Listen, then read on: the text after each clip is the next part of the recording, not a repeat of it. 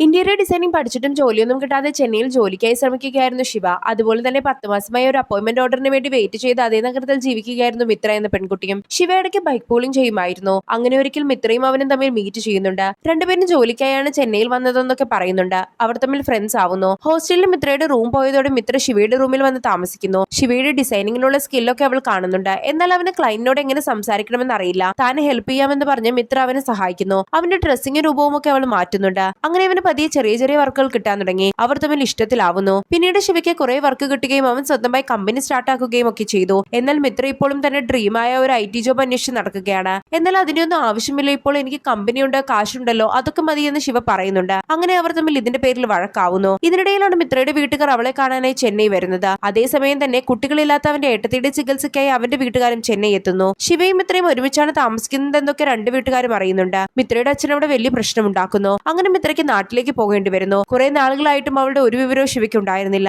പിന്നീടാണ് മിത്ര ഹോസ്പിറ്റലാണെന്ന് ശിവ അറിയുന്നത്. അവളുടെ ബ്രെയിനിന്റെ നെർവസ് ടിഷ്യൂസ് എല്ലാം ഡാമേജ്ഡ് ആണ്. ഇത് നേരെയാക്കാൻ പറ്റില്ലെന്നൊക്കെ ഡോക്ടർ പറയുന്നു. ഇതൊക്കെ അറിയുന്ന ശിവ ആകെ തകർന്നു പോകുന്നുണ്ട്. പിന്നീട് അങ്ങോട്ട് എല്ലാ ദിവസവും ശിവയും അവളോടൊപ്പം ആ ഹോസ്പിറ്റലിൽ ഉണ്ടായിരുന്നു. ഇടയ്ക്കിടയ്ക്ക് ഇവർ എവിടെയെങ്കിലും ട്രിപ്പ് പോകാമെന്നൊക്കെ പറയുമായിരുന്നു. ആ ട്രിപ്പ് നമുക്ക് ഇപ്പൊ പോയാലോ എന്ന് അവൾ ചോദിക്കുമ്പോൾ ശിവയെ സമ്മതിക്കുന്നു. വീട്ടുകാരോട് പറഞ്ഞ് സമ്മതിക്കില്ലെന്ന് അറിയാവുന്നത് കൊണ്ട് തന്നെ അവർ ആരോടും പറയാതെ അവിടുന്ന് പോകുന്നുണ്ട്. അവൾ ചെയ്യാൻ ആഗ്രഹിച്ച കാര്യങ്ങളൊക്കെ തന്നെ അവൾ ചെയ്യുന്നുണ്ട്. അവരെ കാണാതെ ടെൻഷനായ വീട്ടുകാർ ആവട്ടെ അവരെ അന്വേഷിച്ചെത്തുന്നു. ബ്രെയിനിൽ ഇഷ്യൂസ് ഉള്ളത് കൊണ്ട് തന്നെ പല കാര്യങ്ങളും അവൾ മറന്നു പോകുമായിരുന്നു. അവളുടെ ബോഡി അവളുടെ കൺട്രോളിലായിരുന്നില്ല. എന്നാൽ ശിവയെന്നും അവളുടെ കൂടെ ഉണ്ടായിരുന്നു. പിന്നീട് അവൾ മരിച്ചത് കാണിച്ചുകൊണ്ട് സിനിമ അവസാനിക്കുന്നു.